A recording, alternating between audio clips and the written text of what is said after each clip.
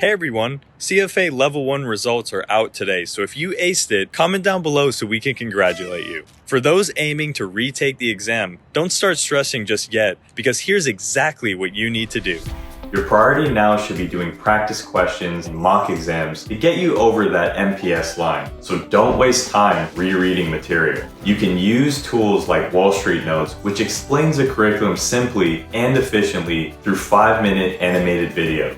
So while Wall Street Notes helps reinforce weak areas and keep material fresh, you can use the time you save to become a question bank ninja. You're already ahead of everyone that's starting from scratch, so go get that charter.